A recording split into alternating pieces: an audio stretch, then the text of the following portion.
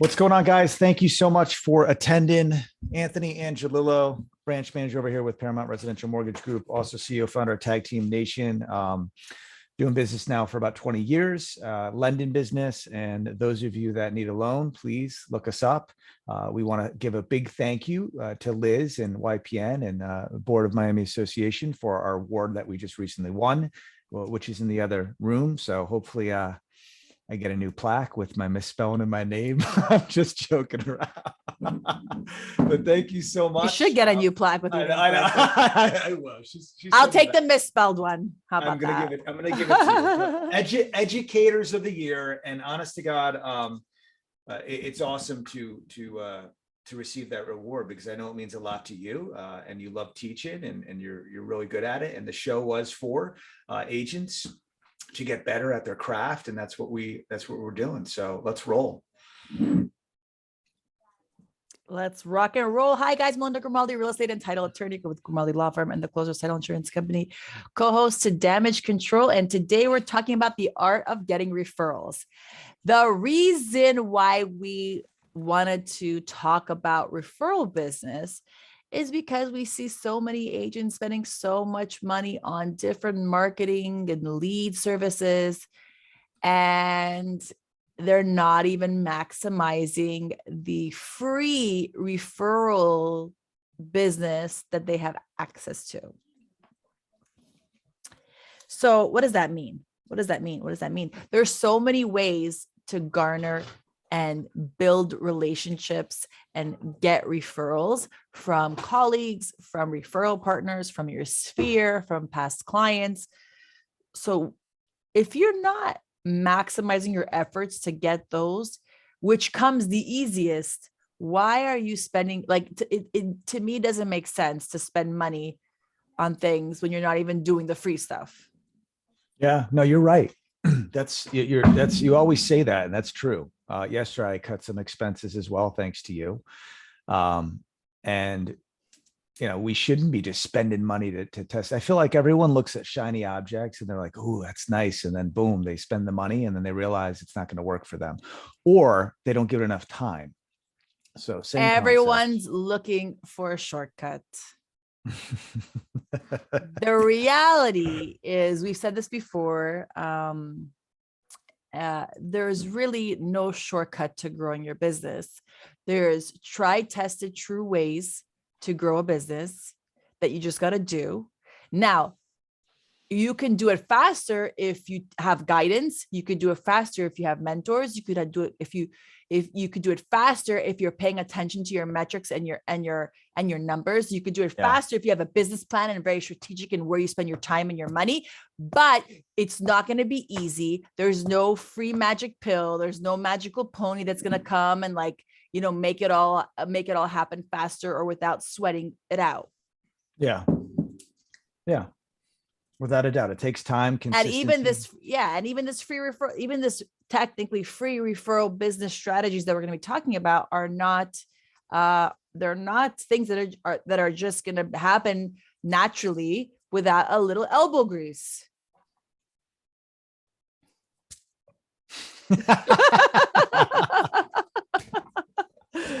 Maybe elbow grease, maybe, what do they call in wrestling when you land? Whatever. Suplex. That's not an elbow. Suplex, maybe you're thinking of. Anyways, let's get down to business, shall we? Okay. All right. So go ahead. Obviously, we're speaking from experience now, because I would say my business is 90% referral based, maybe 95% referral based. How about you, Anthony? How much of your leads are self-generated from online tools versus client referrals, agent referrals, etc.? All right. So those matrices just changed. All right. Okay. So I did buy a lot of leads, and that was 2 years ago, and it worked, and it does work. It still works. But then I realized that it's easier to get business from the real estate agent. And I also realized that with all those platforms, if you're not making or receiving an ROI, you're going to disrupt that relationship. Okay.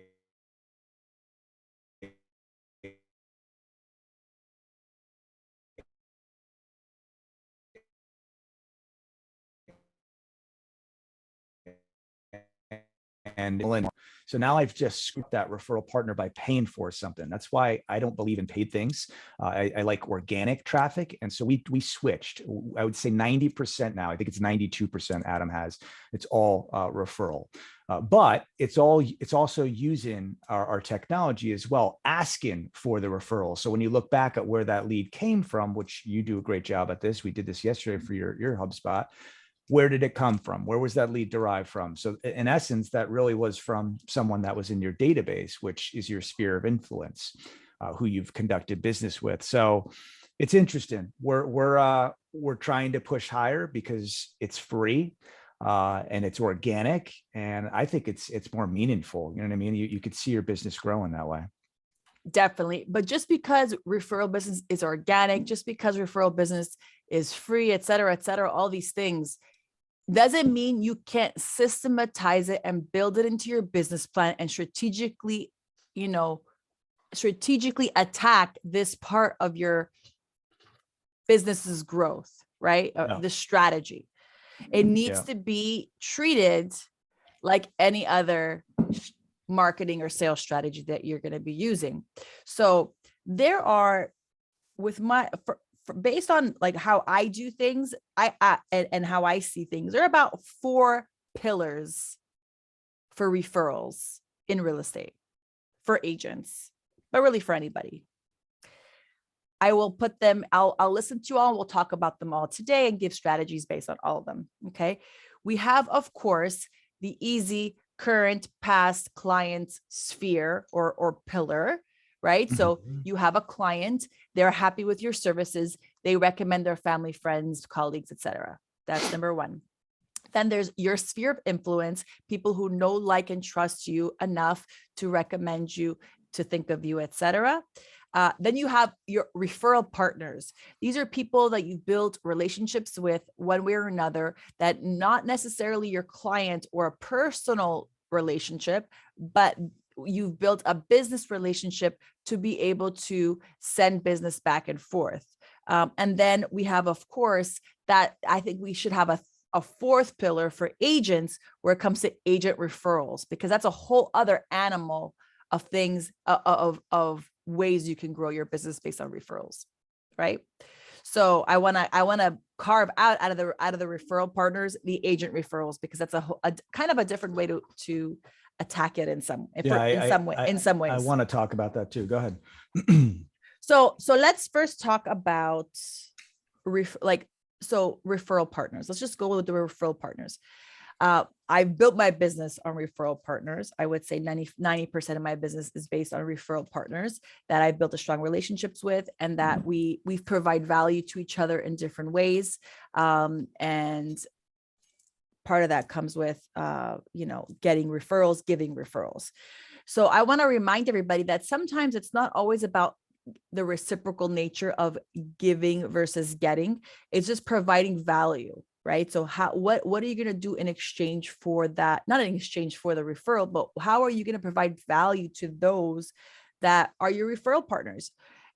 So think about that as you go through, and because not only do we have to build these relationships, we have to maintain these relationships.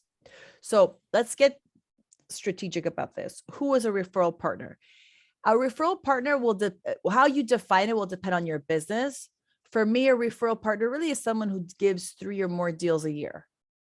That's how I define a referral partner, because that's something more consistent. And the average agent is about 3 deals a year. So, if you're doing 3 deals, now there's some that are stronger than others. You can tier them, you can grade them based on what they're doing, their production, or for you guys, how many referrals you get, et cetera. You can grade your referral sources, because you might want to treat some differently just based on the amount of love, for lack of a better word, right? Love is really what it is.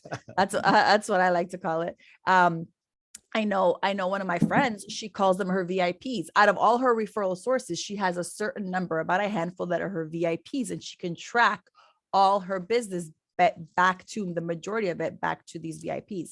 So you want to be able to build out some sort of campaign or systematized strategies to maintain these relationships. Because I bet, so I've been in business, I don't know, like 13 years now. What I didn't know back then and how important it is to keep maintaining those referral relationships for 10 years ago. I don't remember who sent me business 10 years ago. I know who sent me business 5 years ago because now I'm, up. I have really good reporting systems. I've grown up as a business owner, but back then, it was a different world, right? So that's a mistake on my part for not managing and maintaining and keep watering that plant of that relationship, right? Because these relationships need to be watered. And it's, imagine if someone's saying you need to go see this person because they'll take care of you for your real estate, you're closing your loans, your lawn, your whatever, right? Whatever business you're in. If you're watching this and you're not in real estate, same thing. I know we're starting to have other people come in on that. So it's important to really think about how you're going to water your current plants that are relationships in the referral business. So you're saying if you do a deal, if someone sends you 3 or more deals, that is your top tier person. No, it's not my top tier, but that's considered a true referral partner. Okay. What's your top tier? 10? My top tier is like 15 deals a year. Okay. And what do you do to maintain At that least. relationship? It depends on the person. So you have to really know what their thing is. It's important. So it's important to understand who they are and give them something that they'll appreciate. Or it doesn't have to be giving, right? It could just be taking the time to get to know them better, taking the time to help that relationship flourish, give it water, right? Like any other friendship or relationship, you need to give it water to grow. You need to give it love. You need to give it attention. You need to give it time. Yeah. Right. So finding ways to do that for your top level and, the way down within, proportionally speaking. So I like to host different events. I like to some smaller, some larger, depending on what's going on, depending on who it is. And because a lot of people like that. A lot of the people in my top like that. I love to do it. I love to feed people. I love to host people. So for me, it's natural. And the people that they appreciate that. Then there's other people that are a little different. And then you got to see really what rocks their boat. Right. And so understanding that is important and taking the time and setting reminders for yourself, because I know in the daily grind, it can be difficult to maintain that. Right. Yeah. There's constant grinding and constant prospecting. And that's not good. It's so much offense. There's no defense. It's just, I feel like it's a disaster. I feel like a lot of lenders and agents do that. They're constantly prospecting, and that's all they're doing is prospecting. They're forgetting that, hey, just got a deal from an agent, might want to say thank you or go out to lunch or set something up. Yeah. So what I call, even though it's a relationship, you could think about it as retention marketing. You need to retain the relationships you have in addition to adding new ones, right? So we could talk about that for days, but I do want to talk about getting new relationships. Yeah. So how do you get new relationships? There's so many ways, right? There's events, there's social media, there's recommending. So it really depends on your strategy, what you like, what you're good at.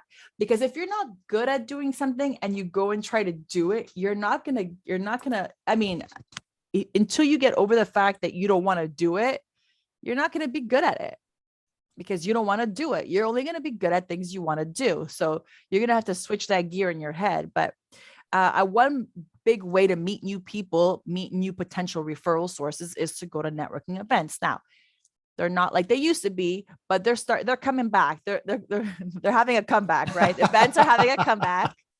Right. This is being filmed February 2022. Events are having a comeback. Holy shit, man.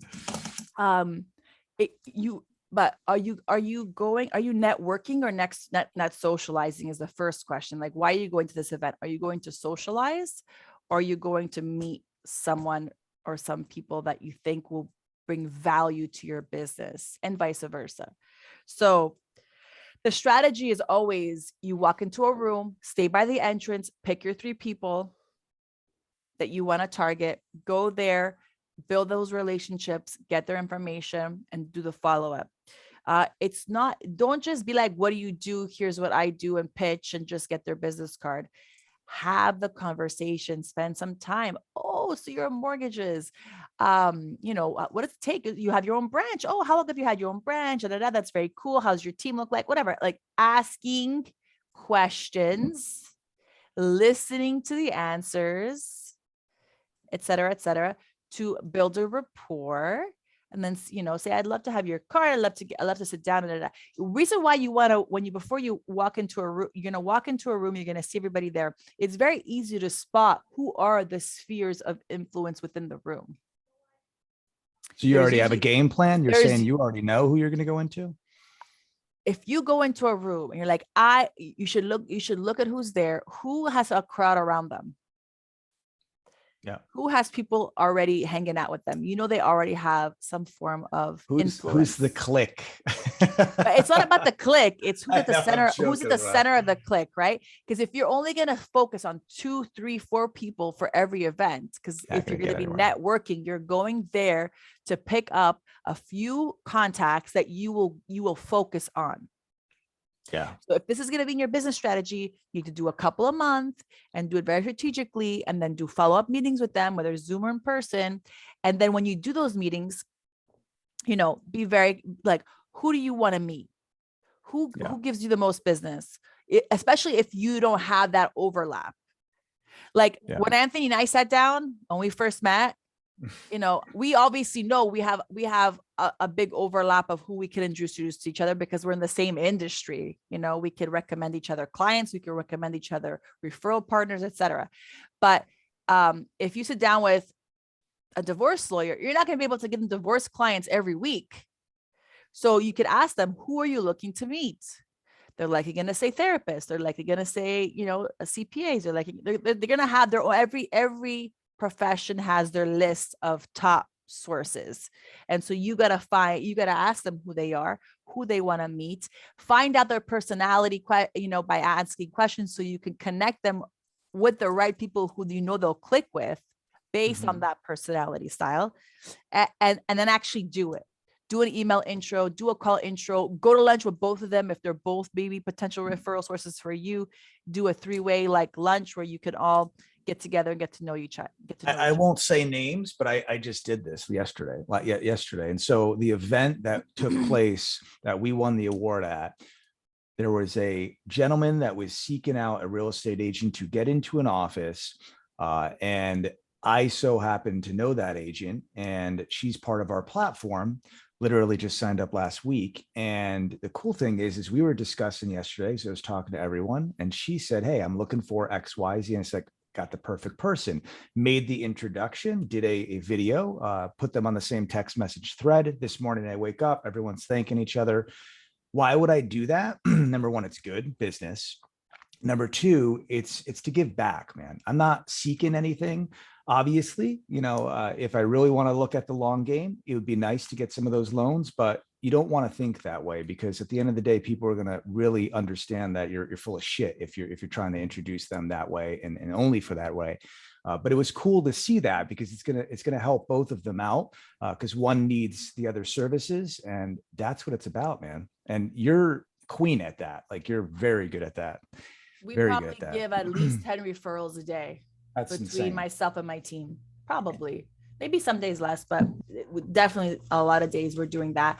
The art of getting referrals is giving them. I like that. Hold on, say it again. The art of getting referrals is giving them out, of course, or giving value back if you can. Because you can't always give that referral back in that same exact way, right? But you can definitely give the value, be of value to that referral source one way or another. Of course, there's our sphere. The next tier we spoke about is the sphere, your sphere of influence. Who likes and trusts you. So there's most people do not systematize or focus on working their sphere. But some people do, and they do it very well. What have you seen work really well? Do you have any strategies you've seen? Yeah, or do you do anything in particular with your sphere? So what I try to do, and this is recorded, but I don't call it a lead. I'm going to say an opportunity. If something goes into my website and there's a lead that's, someone purchasing, I'm definitely going to think about the people that send me business. I can't feed everyone. It's not like I'm getting millions of leads and I'm Zillow over here, but I believe in the law of reciprocity. If you buy me a cup of coffee and it's the second cup, dude, I owe you a cup, man. Like, that's just ethics. That's the way I roll. So, I try to give back in those ways. If I don't have an opportunity or something like that, there's other ways that we give back. And we all know that, with the companies that I have, but I mean, those are ways to try to add value and to give back, and it's working, and it's helping these individuals out. And that's what's most important. Yeah, for sure. So for me, with this, my sphere of influence and with what I see done really well is you have to keep reminding them what you do. Yeah.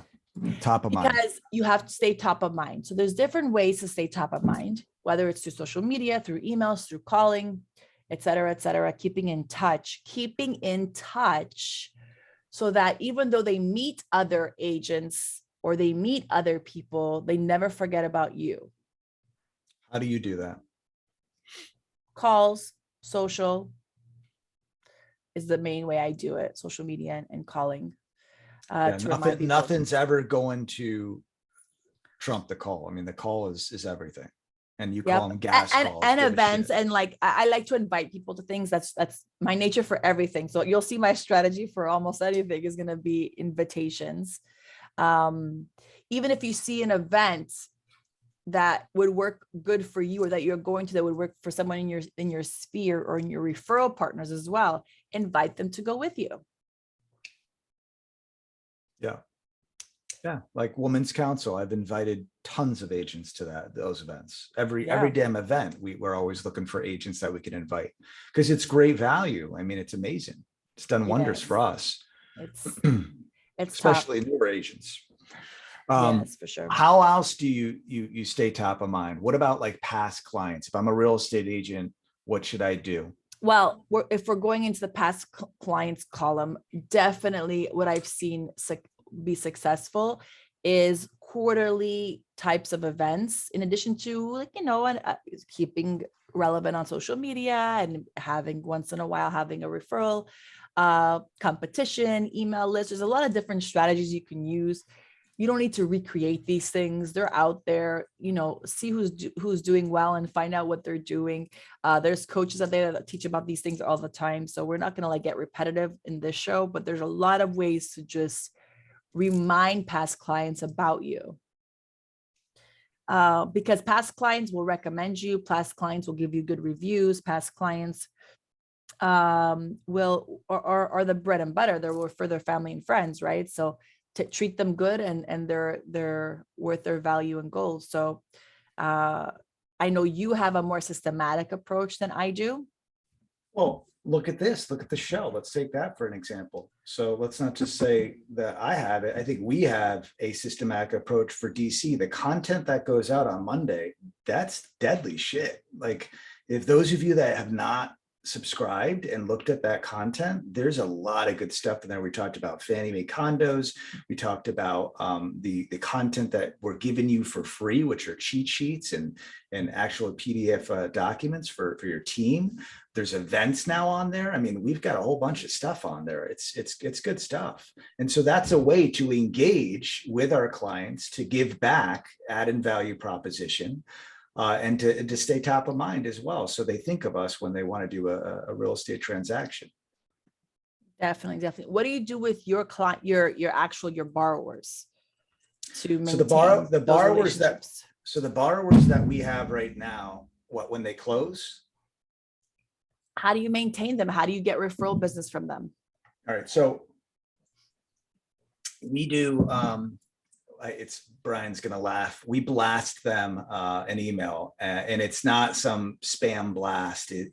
There's a call to action. We just sent out a refinance, pretty much our last refinance email. That is a $25 gift card if they refer us anybody, Starbucks.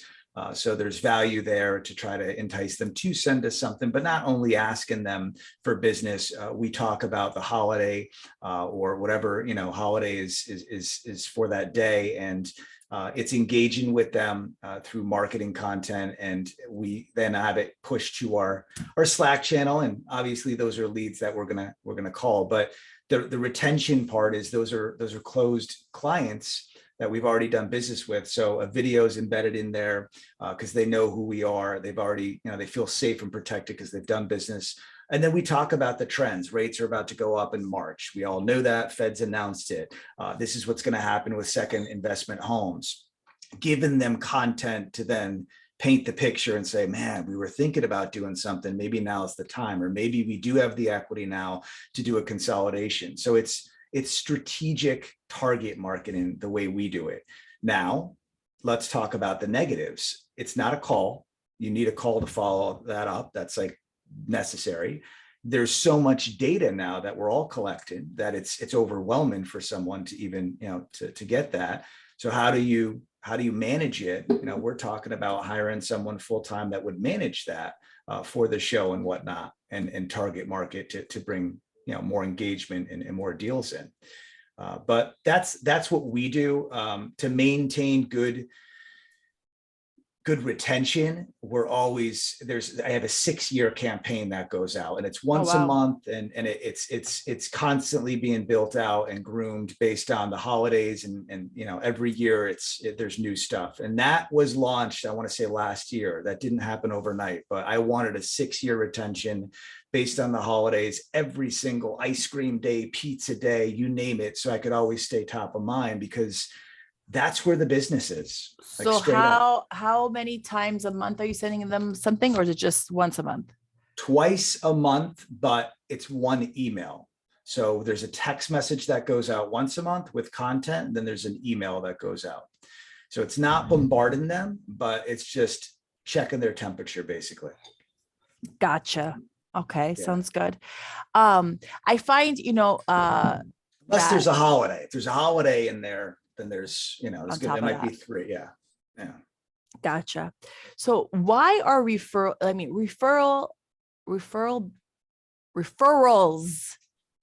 are the best type of leads, right? Because why? They already are recommended. They already kind of trust you. They already feel like they know you because they know somebody else that has worked with you before. So they're the best type. It's an easier close. It's a higher conversion rate. Therefore, you need to make sure you are maximizing these tools before you start spending money on other tools, right? Why will you go spend money on marketing, on social media, on leads, if you're not already maximizing your free tools? Yeah. Last but not least, the 4th column is the agent referral column. Whether you're in an organization or you're connected to agents on social media, find a way to build rapport. We live, at least here, if you're in our area, South Florida, Florida in general is a highly transient type of real estate market. So we have people buying first homes. We have people relocating here. We have people buying second homes. We have people, and buying investments, even though they don't live here. So that there's so many reasons why people buy real estate in Florida, not just the locals. So it's the perfect, you're in the perfect space if you're in Florida or in these other markets where you have a lot of relocation and foreign investment, et cetera, to get to know agents from around the country and maybe even around the world. Now with these new virtual brokerages coming up, it's another opportunity. You can get referrals from, other parts of the world, right? And if you're in South Florida, that makes sense. Yeah. Without a doubt. Because there's everyone wants to buy here. And one day, whenever it happens, when the dollar gets adjusted, stay tuned for that, probably coming soon with all this inflation, et cetera. The dollar is probably going to, I'm not an expert, but it's definitely going to go down, the dollar. And when the dollar goes down, what happens? There's going to be foreign investment flowing in. So you need to be ready for that and think about who are the people around the country, around the world that have a lot of foreign investor, foreign second home purchasers that would be interested. because that's what's going to start flowing into the area. And don't forget, we're always Florida. There's no more real estate left. So in South Florida, especially. So it's only going to be what it is. But just keep that in mind, because I see it. I see the people who are killing it usually have that we work with usually have a line on half of their DAs, at least disbursement authorization, showing a referral fee going to another agent. Really? How many Yes. out of 10? How many would you say? I don't want to say out of 10. Out of the top agents that we work with that have a high volume or on the higher end of the volume list, they usually, I would say, at least 25% of their deals are have a referral line. Interesting. Wow. So by showing a little love, paying a little attention, they are building relationships with agents from other parts of the state, other parts of the country, and they are getting deals, quite good number of deals. Yeah, there's an agent that that's, Oh, I know. I have there's several agents that do that. So And they're they're getting doing very well. reciprocation from those parties as well. And it's a reciprocal relationship based on state to state. So as a licensed agent, you could pay a referral fee, of course, right? So that's the incentive for the referral, but that's a whole business strategy. You're not paying for that lead. You're not paying for that marketing. You're being handed a deal. Basically, you just got to close it. You just got to do that. That's a whole different story, right? But you just got to do what you need to do to get this person under contract, to get them closed. Make sure you answer their calls when they get referred, right? And make sure you do a proper intake for them. But if you handle a referral right, it's money in the bank. It just gave me a brilliant idea. It just gave me a great idea. I'll talk to you afterwards. Oh God, that's a great idea. That's free traffic right there. That's interesting. I mean, I know a lot of agents do that, and it works, and it's a great strategy, because it's income coming in. It might be smaller amount commission, but it's income, and then it opens up many doors too. Yeah, but which is you have to always consider your cost of acquisition. Free. That's free. It's not free. There's a referral fee. That's your cost of acquisition. Yeah. But if you consider the other strategies you're doing and the money you're spending, let's talk about even just paid leads, right? If you're looking at paid leads and you're spending a couple grand a month, but you're closing one deal a month, and that's something good, because I'm not seeing most agents, I don't see them doing well with paid leads, right? No. So if you get one closed deal a month from paid leads, right, and you're spending $2,000 or $1,000 a month, your cost of acquisition is $1,000 off that commission. Yeah. So it's probably more expensive than your referral fee. Those platforms, and I'm not going to repeat names because this is recorded, they have a 1% conversion rate, and they always tell you to meet the client up front. The problem with these types of leads is that they're one mouse click away to going onto another squeeze page that's going to get their information, and they're not going anywhere. It's not like an exclusive lead. And then coming from a call center background, I could deal with that all day, and I'm damn good at that, and I'll pat myself on the back at that, but that's very taxing mentally. And when the well dries up, you're left with nothing. It's almost like saying, I want to do refis, and now rates are going up, and you've got a million. I probably get 2 phone calls a day. You hiring, their jobs are gone, so who the hell wants that? You want stability. And we talk about this too. We always talk about this, stability is good, and the database is good, and just forecasting where you need to be. Same with referrals. It's relationships, baby. That's where the money is. And of course, the art of getting referrals is going to be giving value, giving referrals, giving connections. Sometimes you might not be able to give a referral, but you can make an introduction. You can provide a resource. You can give tools. So think about what that means for that person. If we're in real estate, what is it that you can provide that would be of value to them? So if you're thinking about a probate attorneys, if you're thinking about divorce attorneys, they need valuations for those properties, for those legal documents. It's a perfect example. Offering them free CMAs that they can use to support what they're putting in their documents is much better than an estimate that the client's going to give them that's probably full of it. Right? Yeah. No, That's And good. then That's actually eventually really you good. give enough CMAs, you're going to be able to get some referral business from that because you're like, wow, this person always just hooks me up with what I need. So think about that as a strategy. That's just one, but there's so many. And then don't ignore the people who already are giving you business. Don't ignore your sphere and your past clients, because they are a gold mine of resources and referrals for you. And then last but not least, you have to not only maintain your current relationships, but build new ones through different tools like networking events, social media, etc. Listen, social media is a great tool, but don't overestimate its power, because you got to work it. What do you mean? You gotta take the connection, the follow, the friend request, and you gotta, yes, you use the online to build the relationship, but then you gotta extract the relationship from online to in person somehow. Find a way to have a call, find a way to invite them somewhere, get on a Zoom, whatever the case may be, to build an offline, even though it could be still online nowadays, but off the social platform into your platform. This Because right here. remember that day that when IG was down and Yeah, everyone was everyone's freaking freaked out out. Yeah. Yeah. because they rely so heavily on that tool that Yeah. they're like, oh, my followers, where did they go? You need to be extracting those lists, extracting those relationships, extracting the contacts, because social media in of itself is a tool. It's not the end all be all. You got to work it just like anything else. Yeah. It's, here's an example. New gentleman we just hired, really good with Facebook Messenger, has 300 people on his landing page, send in a business card. And I stopped him. I said, whoa, that's not what you want to do. Like, great, you've got a business card, they know what business you're in.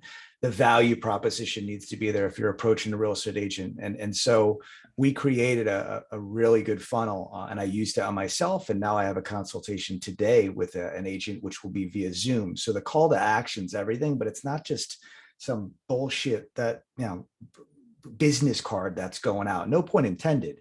I'm going to train him. I'm going to get this guy up to speed. But that is, like you said, it's a tool to engage, and then have a call to action to meet someone. People want to speak with you. Love that.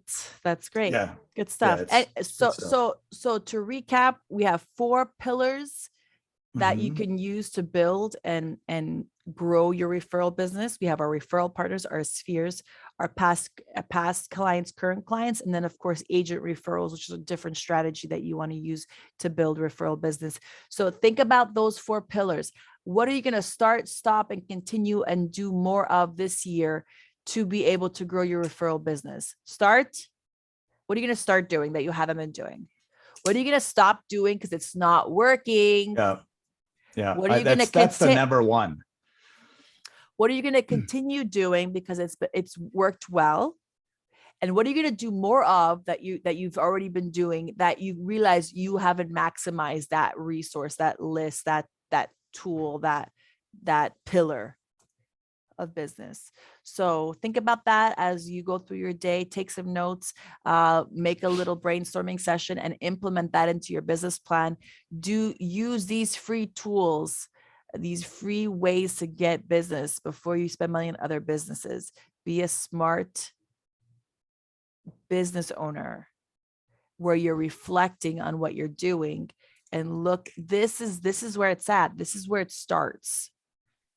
Don't try to jump when you maximize and you have this on a rotation, like you have this down.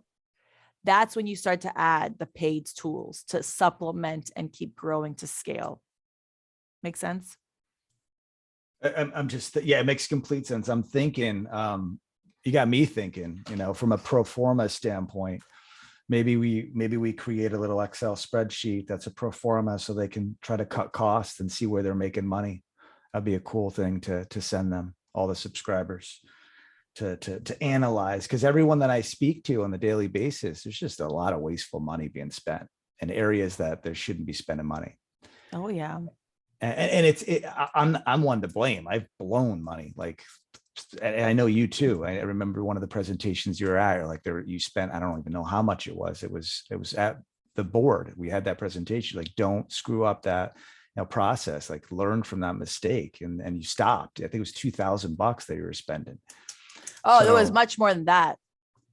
yeah, I'm sure, but I I mean, think in 2015, I was probably, or 16, I probably spent 30 grand of useless marketing dollars, nuts. It's nuts, man. Yeah, which I don't want to say. took me 2 more years to pay, Yeah, people put you know, themselves in debt doing that. Yeah. thinking that, oh, if I spend money, I'll make more money, right? Yes, it does take effort and money to make money, but put your effort in first before you put your money in. Yeah. Interesting. What All right, else we guys, got? That's it, right? that's it, That's a right? That's a wrap. wrap. That's a wrap. That's a wrap. I want, if you haven't already read this book, Endless Referrals by Bob Berg, it's a classic. It breaks down and systematizes referral business a little bit more in detail. It gives you different strategies. So I recommend this. It's a very great read if you haven't already read it. And I actually, in preparing for today, was reviewing the book and realized that I could probably read it again. So with Nice. that being said, let me know how you like the book. Let me know how you like the show. And, that's it. That's a wrap for today. See you at the All closing right. I'll table. talk to you. Bye, Thanks. Take guys. care. Bye bye.